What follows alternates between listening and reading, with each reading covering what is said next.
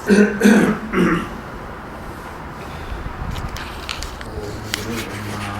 विष्णु गुरुदेवो महेश्वरः गुरु साक्षात् परब्रह्म तस्मै श्री गुरवे नमः।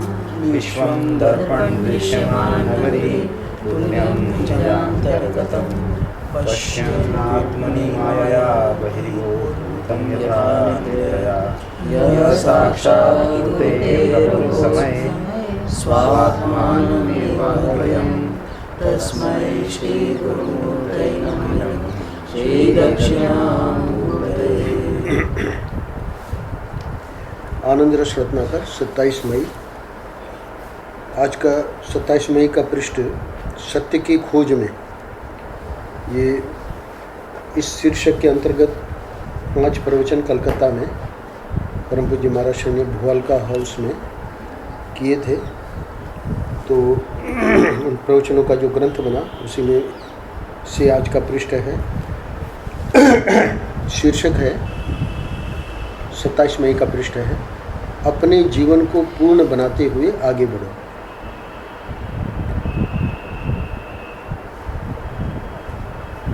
अपने जीवन को पूर्ण बनाते हुए आगे बढ़ो। इसमें सूत्र आज महाराज श्री जो देने वाले हैं इस पृष्ठ में, वो कर्म को लेकर कुछ विशेष बात बताएंगे और कर्म में अंतिम पैराग्राफ में जाके ये बात बताएंगे सूत्र रूप से कि कर्म करने में हमारा दृष्टिकोण क्या होना चाहिए। कर्म की पूर्णता अथवा कर्म के फल को लेकर कभी भी कर्म नहीं करना। कर्म करते वक्त हमारा जो दृष्टिकोण है, परम पूज्य महाराज जी का कहना है कि ये दृष्टिकोण रखेंगे जो महाराज जी यहाँ समझा रहे हैं, तब तो आगे बढ़ जाओगे। कैसे? कर्म हम जो है भगवान की प्रसन्नता के लिए कर रहे हैं, एक बात। दूसरा, कर्म करने में हमको रस आ रहा है। इस प्रकार ये जो दो चीज़, यानी एक यहाँ पर और एक सामने, अपने चित्त में कर्म जब हम कोई भी कर रहे होते हैं तो वो बोझ के रूप में नहीं, कर्म जो है उस कर्म करने में ही हमको रस आ रहा है, आनंद आ रहा है। तो ये एक सबसे महत्वपूर्ण बात है जिसको समझाएंगे आज। और दूसरा, ये जो कर्म है, यानी इसमें we have taken the enough precautions कि भगवान की इसमें प्रसन्नता है, यानी कर्म में कोई ऐसी गलत बात नहीं है जिससे कि भगवान अप्रसन्न हो जाए। तो ये भी, इसका भी अगर हमने पर्याप्त यानी कंसिडरेशन कर लिया है तो फिर जो हमारा कर्म रहेगा वो आज का शीर्षक है, अपने जीवन को पूर्ण बनाते हुए आगे बढ़ो। तो कर्म करने की पद्धति यह है, क्या? आखिरी वाक्य है, कर्म करने की पद्धति यह है कि हम ईश्वर को प्रसन्न करते हुए, एक बात, और रस लेते हुए, दूसरी बात, और अपने जीवन को पूर्ण बनाते हुए। तो ये कौन सी हो गई? तीसरी बात। ईश्वर को प्रसन्न करते हुए एक बात, रस लेते हुए दूसरी बात, और तीसरी बात है अपने जीवन को पूर्ण बनाते हुए। तो इसका अर्थ है कि जीवन हमारा अपूर्ण है ही है इस समय, पर उसको पूर्ण कैसे बनाया जाए? तो जीवन को पूर्ण बनाते हुए आगे बढ़ो। इसका अर्थ ये हो गया कि ये जो दो चीज़ें हम करेंगे उसी से जीवन पूर्ण बनता जाएगा। प्रसन्नता ईश्वर की और अपने स्वयं रस लेते हुए जब हम जीवन में चलेंगे तो वो जीवन जो है वो अपने आप पूर्ण बनता जाएगा। और भी कोई चीज़ होगी पढ़ने में तो इसको हम लोग देख लेंगे। देखो, सवेरे उठो और आज शाम तक या रात तक क्या क्या करना है उसकी एक सूची तैयार कर लो, एक लिस्ट बना लो। ठीक है, करते ही हैं प्राय लोग। जब जो भी काम करो, लिस्ट बनने के बाद में, जब जो भी काम करो एक को दूसरे में मत मिलाओ। जो भी काम करो उसमें महत्व बुद्धि डाल दो कि सबसे बढ़िया काम यही है। इसलिए एक महात्मा अपने पास जब लोगों को सत्संग के लिए आने देते थे तो उनकी पहली कंडीशन थी कि सब मोबाइल साइलेंट में होने चाहिए। क्यों? महर्षि कह रहे हैं कि जब जो भी काम करो एक को दूसरे में मत मिलाओ। क्यों साइलेंट होनी चाहिए? जो भी काम करो उसमें महत्व बुद्धि डाल दो कि सबसे बढ़िया काम यही है। अब ये क्यों लोग नहीं कर पाते? एक तो अनुशासित नहीं है, कह भी दो कोई मानने वाला नहीं है ना। उस पर क्या है, ट्रेमर, कंपन में रख देंगे, वाइब्रेट वो कंपन में रख देंगे तो कंपन में फिर देख भी लेंगे धीरे से। तो इसका अर्थ है हम कर्म को मिला रहे हैं। जो भी काम करो एक को दूसरे में मत मिलाओ। अब उसको साइलेंट में डाल दो तो मिलेगा भी नहीं। अच्छा, जो भी काम करो उसमें महत्व बुद्धि डाल दो। महत्व बुद्धि, कोई फ़ोन आने वाला है तो उसमें महत्व बुद्धि किस में है? भाई स्वामी जी का ही आएगा ना। तो स्वामी जी का आएगा तो स्वामी जी तो नहीं कह रहे हैं कि भाई आप कंपन में मतलब कंपन में डालो या है ना हमको बताओ। पर अपनी जो सोच है, अपनी सोच क्या है? करुणा। जो अन्य लोग करते हैं इसी टाइम करेंगे क्योंकि यही टाइम है। कोई बात नहीं, जब हो जाए पूरा ये कर्म मतलब अपना सत्संग, उसके बाद देख लो जो भी मिस कॉल आए हुए हैं उनको अटेंड कर लो। बहुत सरल है पर ये सीखना पड़ेगा। महर्षि जो बात बता रहे हैं इसको सीखे बिना क्या है कि जो कंसंट्रेशन है वो नहीं हो पाती। कोई ऐसा कार्य नहीं है जो कि मतलब नहीं रुक सकता हो। अभी देखो कभी कभी टावर ही ख़त्म हो जाती है, अब क्या करोगे? टावर ही नहीं तो व्यक्ति बैठा है। पर बहुत कठिन है ये। हमेशा इस प्रकार से हम अपना सिद्धांत बना लेंगे। सवेरे उठो, आज शाम तक क्या क्या करना है उसकी एक सूची तैयार कर लो। जब जो भी काम करो एक को दूसरे में मत मिलाओ। सबसे इम्पोर्टेंट बात, सत्संग चल रही है और उसमें मिला दिया। क्या मिलाया? कोई भी दूसरी चर्चा, वो गलत हो गया। दूसरी चर्चा चल रही है, वहाँ सत्संग को मिलाने की ज़रूरत नहीं है। क्यों? क्योंकि वहाँ आवश्यक नहीं है। फिर भी कदाचित किसी का ऐसा है कि भाई दूसरी चर्चा हमेशा चलती रहती है, तो हम चाहते हैं कि सत्संग में उसको मोड़े। वो तो ठीक है, वो मिलाना नहीं हुआ। वहाँ हम जो है उस चर्चा से बच के और अपने को है ना अध्यात्म नित्य आया ना। तो 5वें श्लोक में जो आया कि निर्माण मोह जितसंग दोषा अध्यात्म नित्या। तो अध्यात्म नित्या तो तभी बनेगा जब हमारे जो सामान्य कर्म हैं उसमें भी हम कोशिश करें कि ठाकुर जी को ले आए। उसके लिए निषेध नहीं कर रहे पर उसमें निषेध किसका है कि ठाकुर जी को इतना ले आए कि वो जो कर्म है ना, नमक डाला कि नहीं डाला वही ध्यान नहीं रहा। क्या श्याम जी क्या खाएंगे, है ना। तो इसी प्रकार श्याम जी को भी है ना अपने कर्म में इतनी अध्यात्म नित्य आ गई, वो ग्राहक खड़ा है और आपको उसमें अध्यात्म नित्य में घुस गए। या तो फिर होजरी दुकान बंद करो, बैठो ही मत वहाँ। जब इतना अध्यात्म नित्य हो गया तो यहाँ तो श्यामानंद सरस्वती तैयार हैं हम तो। चला गया हमारा अध्यात्म नित्य के कारण बैग चला गया। तो ये ऐसा होता है ना। तो ऐसा भी नहीं करना चाहिए। जो भी काम करो उसमें मैं तो बुद्धि डाल दो कि सबसे बढ़िया काम यही है ना। तो अध्यात्म नित्या वाले ने मैं तो बुद्धि डाल रखी है कि सबसे बढ़िया काम यही है। तो अब उसको बैग जाने का बैग क्या हो, पूरी दुनिया चली जाए उसके लिए वो तैयार है ना। अध्यात्म नित्या वाले बड़े विलक्षण लोग होते हैं। वो तो बड़े खुश होते हैं कि चलो बहुत बढ़िया हुआ। क्यों? क्योंकि भगवान का जो भजन बना ना,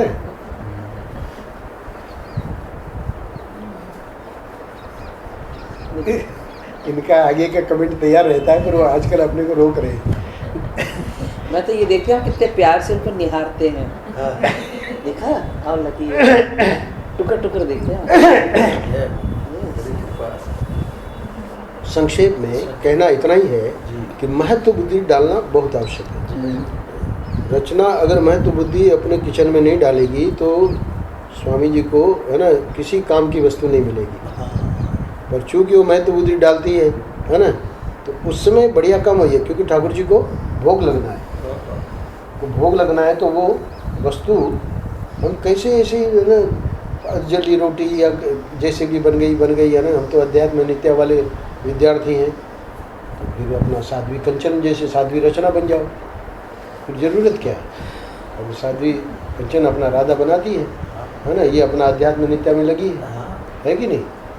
तो कोई न कोई तो हमको लेना पड़ेगा ना, एक निर्णय तो लेना पड़ेगा ना।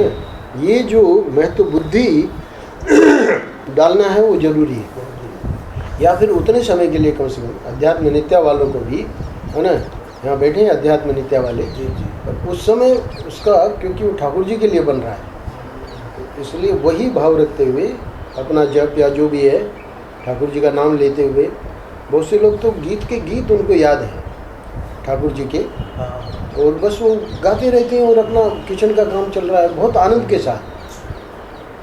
उसमें ये से पहले पुरानी जो थी माताएं, उनका ये बड़ा अभ्यास था, बहुत कुछ पाठ रहता था उनको, और वो पूरा पाठ जो है उनका उसी समय चलता रहता था। जो रोटी बना रही हैं, दाल बन रही है, पूरे रसोई घर के समय में वो चलता रहता था। तो ये बहुत आवश्यक है। क्यों? इसका उद्देश्य है ईश्वर की प्रसन्नता।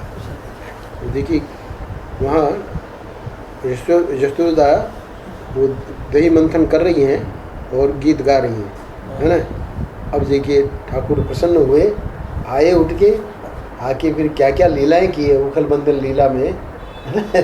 तो ईश्वर की प्रसन्नता से फिर आगे की लीलाएं हुई हैं, और एक ऐसी जबरदस्त लीला यानी जिनको कोई नहीं बांध सका, और ये भी कहाँ बंध पाए। आगे भागवत में आया है कि जब फिर ठाकुर जी ने कहा कि नहीं ये जो है अब ठीक नहीं है, वो जो कमर है उतनी की महर्षि कह रहे कमर उतनी की उतनी ही रही, कमर नहीं बढ़ गई है, पर वो जितनी भी डोरियां ला रहे हैं वो कम पड़ रही है। क्या यानी अद्भुत चमत्कार। सभी देवी देवता देख रहे हैं कि ये कौन सी सिद्धि है कि बिना कमर बढ़े और रस्सियाँ बढ़ाई जा रही है और वो नहीं बांध पा रहे हैं। तो ये ठाकुर जी ही कर सकते हैं। पर वो उखल बंधन लीला जो है वो तो कहने का अर्थ है कि वहाँ ईश्वर प्रसन्न हो गए। वो तो प्रसन्न ही है, माँ के ऊपर जो है उनकी अद्भुत जो कृपा यशोदा पर, वो कृपा का देखिए ना, चलता है चलता है चलता है, कितना विस्तार। यहाँ पर बस मथुरा जाके और बस लौटना ही नहीं है, वो भी कृपा है, हर रूप में कृपा है। फिर जाके कुरुक्षेत्र में मिलती है ना भगवान से, और वहाँ जाके मिलन होता है करीब करीब 100 साल के बाद कुरुक्षेत्र में। तो कृपा का उद्देश्य है ईश्वर की प्रसन्नता। यहाँ पर भी जब भी भक्त है, बस भक्त का उद्देश्य एक ही रहेगा, ईश्वर की प्रसन्नता। इसको महाराज ने हाईलाइट किया है 27 मई के पृष्ठ में। अच्छा, अब इसमें और क्या क्या देखना है ध्यान दीजिए। कल क्या किया था ये याद करने की ज़रूरत नहीं है, और इसके बाद क्या करेंगे ये भी याद करने की ज़रूरत है। लिस्ट बना ली ना, अब उसको बार बार अपने को वो नहीं करना है। आजकल मोबाइल में लोग अलार्म भी लगा देते हैं, अपने आप ध्यान आ जाएगा, है ना। तो हमने यानी सुबह ही उठ के पूरा का पूरा वो बना लिया, अब उसमें कोई टेंशन नहीं रखना है, अपने आप वो बढ़ जाएगा तो याद आ जाएगी कि हाँ भाई वो स्वामी जी का वो काम करना है। स्वामी जी का और दूसरा कोई काम नहीं है, जितने काम है सब स्वामी जी के, है ना।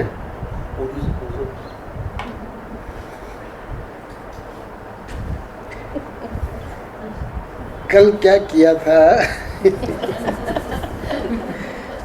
ये याद करने की जरूरत नहीं है। और इसके बाद क्या करेंगे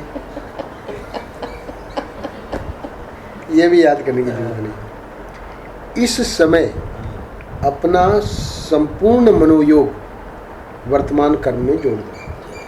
यानी महाराज जी हम लोगों को क्या कह रहे हैं कि अभी हम लोग सत्संग कर रहे हैं, है ना, तो इस समय अपना संपूर्ण मनोयोग सत्संग वाले कर्म में जोड़नी है।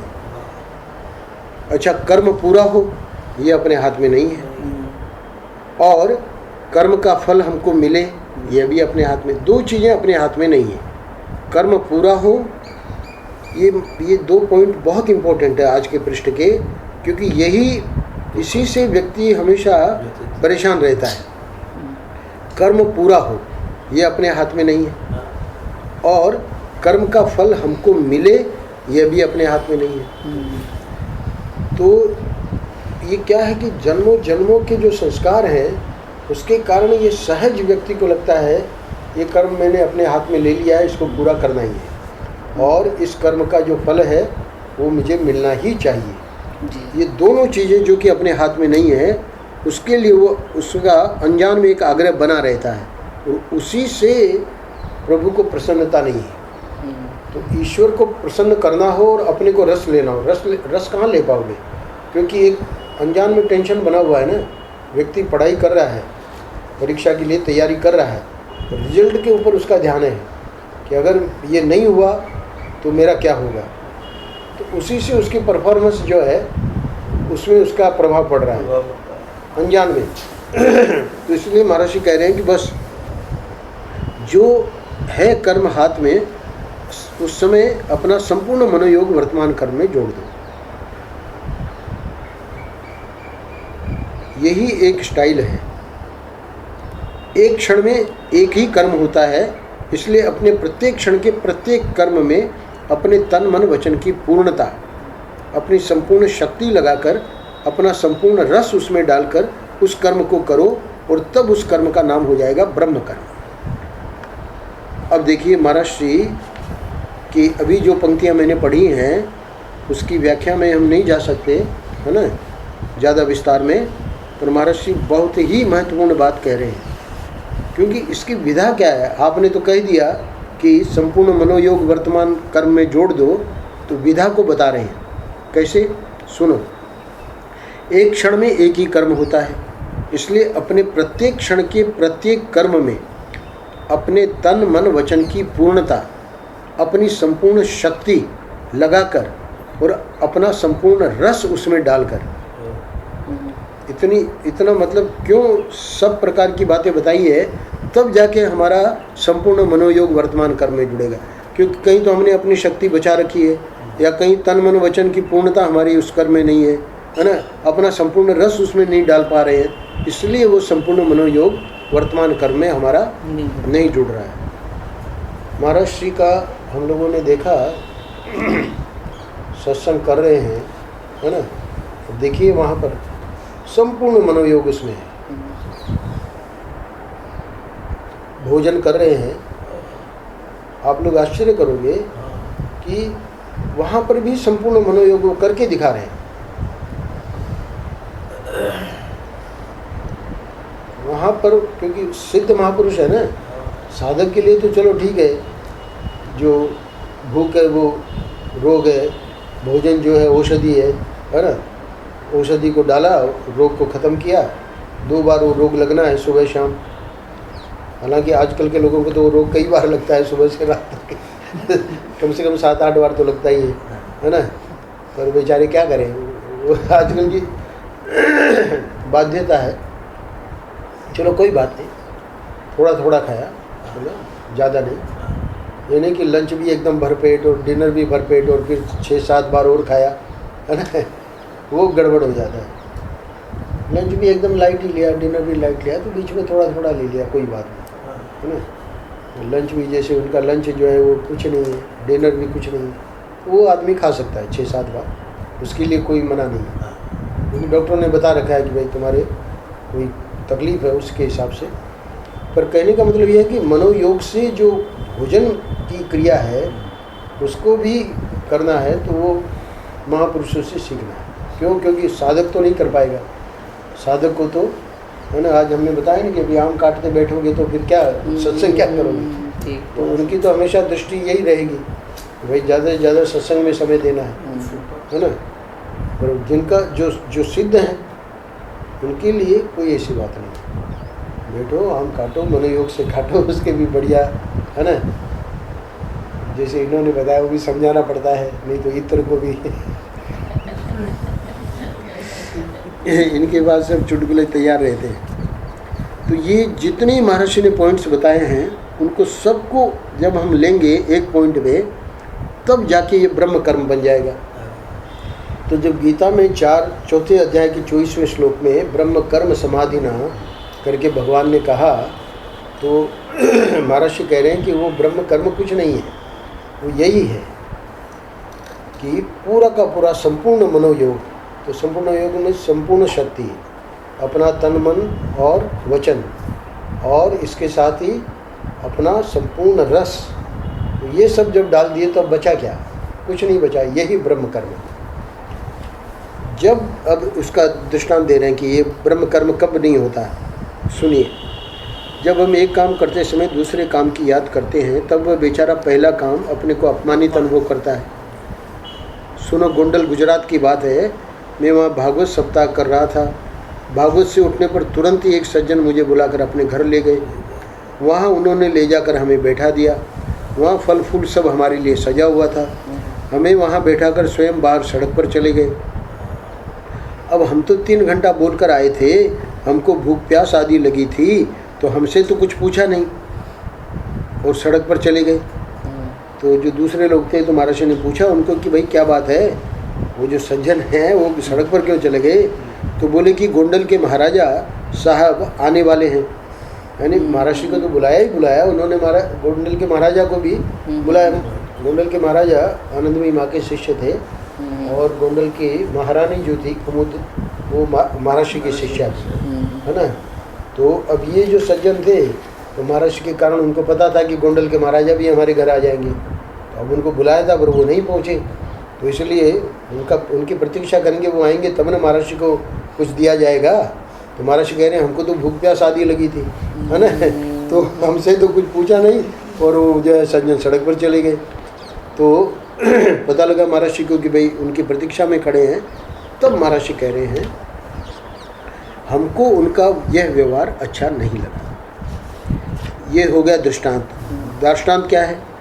ऐसे ही जब हम एक आदमी से बात करते हुए दूसरे की ओर देखते हैं तो जिससे बात करते होते हैं उसका अनादर हो जाता है।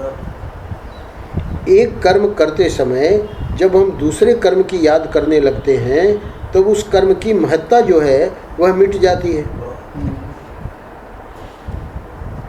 ये दृष्टांत के द्वारा एकदम स्पष्ट करके अब महर्षि आगे बढ़ रहे हैं। इसलिए भाई मेरे, एक तो अपने कर्म का उद्देश्य होना चाहिए भगवान की प्रसन्नता। भगवान की प्रसन्नता माने संपूर्ण विश्व की प्रसन्नता। देखिए महर्षि ने स्वयं स्पष्ट कर दिया, क्योंकि भगवान की प्रसन्नता को भी हम नहीं समझ पाते। परम पूज्य महर्षि ने डॉक्टर गीता को कहा कि जैसे जैसे तुम्हारे मरीज स्वस्थ होते जाएंगे वैसे वैसे मैं स्वस्थ होता जाऊंगा। तो उनको कैंसर का रोग था, तो डॉक्टर गीता को लगा कि भाई ये बहुत ज़बरदस्त बात महर्षि ने कह दी है। जैसे जैसे हमारे मरीज स्वस्थ होंगे वैसे वैसे महर्षि का कैंसर ठीक हो जाएगा। तो वहाँ महर्षि का जो भाव था वो ये था कि वो जितने मरीज तुम्हारे पास आ रहे हैं उन रूपों में मैं ही आ रहा हूँ। तो जैसे जैसे तुम्हारे मरीज स्वस्थ होते जाएंगे वैसे वैसे मैं स्वस्थ होता जाऊँगा। ईश्वर की प्रसन्नता क्या है सुनिए। भगवान की प्रसन्नता माने संपूर्ण विश्व की प्रसन्नता। ये बहुत इम्पोर्टेंट सूत्र है। क्यों? क्योंकि अब देखिए ग्राहक एक ही ऐसी पूरे वृंदावन में दुकान है, या मैं तो कह सकता हूँ पूरे विश्व में, जहाँ ग्राहक लोग प्रसन्न हो जाते हैं। कभी कभी सुनाते हैं तो बहुत खुश हो जाते हैं। ये क्या है? यानी वहाँ ईश्वर प्रसन्न हो रहे हैं ना, वहाँ ग्राहक प्रसन्न नहीं, ईश्वर की प्रसन्न। बाकी दुकानदार का क्या होता है, चलो ग्राहक की जेब काटो, है ना, और भगाओ उसको, अपना स्वार्थ हो गया। ये नहीं, ये गलत है। भगवान की प्रसन्नता माने संपूर्ण विश्व की प्रसन्नता। यहाँ आते हैं बहुत से संत आते हैं, कौन कौन आते हैं, इनको बड़ा आनंद आता है, बैठे रहते हैं, अपना ये भी लीला करते रहते हैं, और ठाकुर जी भी अनेक रूपों में आके लीला करते रहते हैं। तो ये भी यानी सीखने की बात है ना। यहाँ भी राघव बैठे हैं, वो हिंट ले लेगा, तो हिंट तो लिया ले रहा है, माँ जी से सब कुछ मिला हुआ है। हाँ, और ये बातें बहुत इम्पोर्टेंट है। किसी के लिए वह कर्म हानिकारक नहीं होना चाहिए, तभी तो ठाकुर जी प्रसन्न होंगे। किसी के भी लिए कर्म हानिकारक हो गया तो सबके लिए सुखदायी होना चाहिए, अर्थात हमारे कर्म का उद्देश्य पवित्र होना चाहिए। क्यों आगे ये बात क्यों कहनी पड़ी? क्योंकि ये जो 2 पंक्तियां कही हैं ये बहुत कठिन है व्यवहार में, क्योंकि कर्म करने जाएंगे लगता है किसी न किसी की हानि, मतलब न चाहते हुए भी, और सबके लिए सुखदायी होना चाहिए। अब वो जल रहा है, हमारी उन्नति से वो जल रहा है, तो वो तो दुखदायी हो गया ना उसके लिए, तो सुखदायी कहाँ हुआ? इसलिए कहा कि अर्थात हमारे कर्म का उद्देश्य पवित्र होना चाहिए। हमारा उद्देश्य उसको जलाने का नहीं है, वो जल रहा है तो उसका केंद्र वहाँ है ना। हमने थोड़ी ऐसी प्लानिंग करके कि भाई वो जले, ठाकुर जी हमको उन्नति दे रहे हैं, अब उससे उसको जलन हो रही है, तो अब उसमें हम क्या करें? ठाकुर जी को कहें कि हमारी उन्नति बंद करो। भाई वो क्यों उन्नति दे रहे हैं वो जाने, है ना। ये बड़ी विचित्र बात है। इसलिए कर्म का उद्देश्य पवित्र हो, ये अपने हाथ में है। और दूसरा, कर्म करते समय प्रत्येक कर्म में पूर्ण रस का अनुभव होना चाहिए, मानो इसी कर्म में भगवान हमारे सामने प्रकट हो रहे हैं।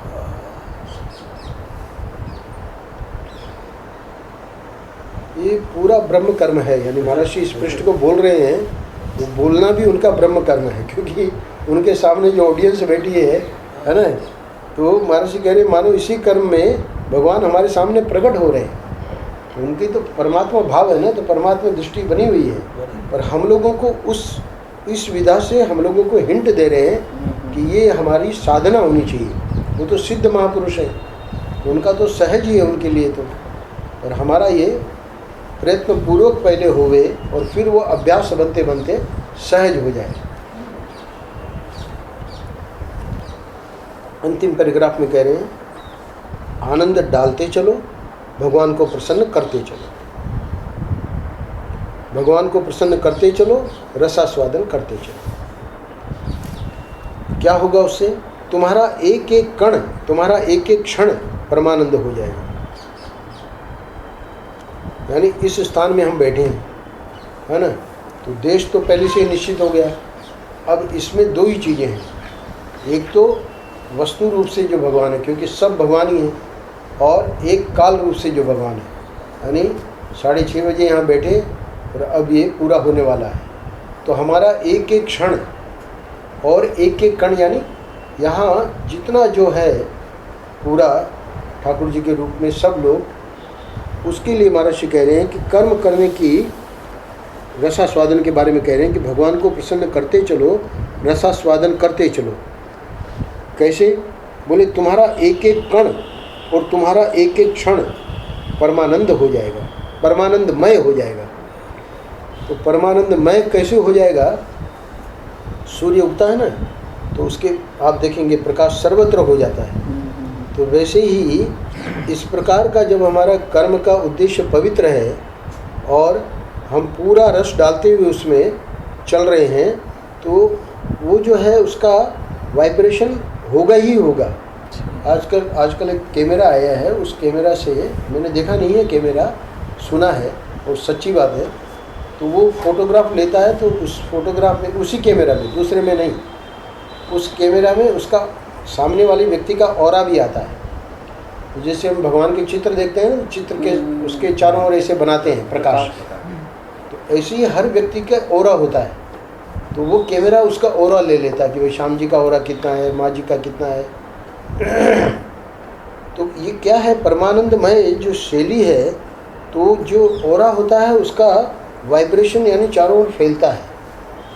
तो इसीलिए ये कहा है कि साधन दशा में ये हमेशा ध्यान रखना चाहिए कि ऐसे ओरा में हम रहें जिससे हमारे मतलब जो वाइब्रेशन है उनको और उन्नति करने के लिए आगे है ना गुंजाइश रहे। क्योंकि जो गलत ओरा में जाएंगे तो यही ओरा जो अपना पॉजिटिव है वो अभिभूत हो जाएगा और गलत गलत विचार आने लगेंगे। जो सिद्ध हो गए हैं तो उनकी बात अलग है, उनको ये प्रिकॉशन रखने की जरूरत इसलिए नहीं है कि उनके ओरा में तो जो भी आएंगे उन्हीं को ही प्रभाव पड़ेगा। तो यहाँ कहा जा रहा है कि आनंद डालते चलो, भगवान को प्रसन्न करते चलो, भगवान को प्रसन्न करते चलो, है ना, रसास्वादन करते चलो, तुम्हारा एक एक कण, तुम्हारा एक एक क्षण परमानंदमय हो जाएगा।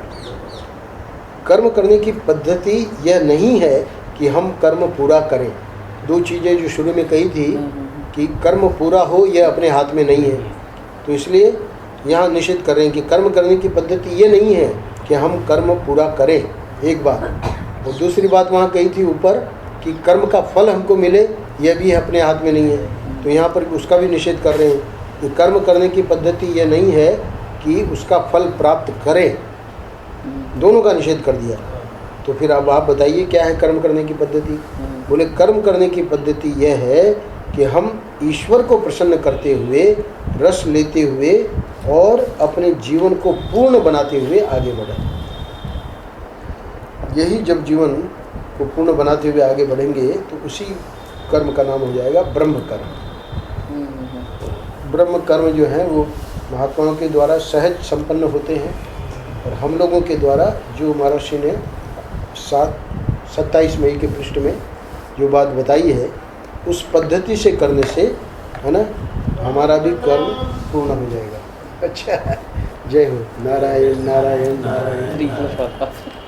प्रसाद ले जाओ, ये काम दो, कोने में पड़ा है नीचे। दो ऑटो आए ना, दो आम दे।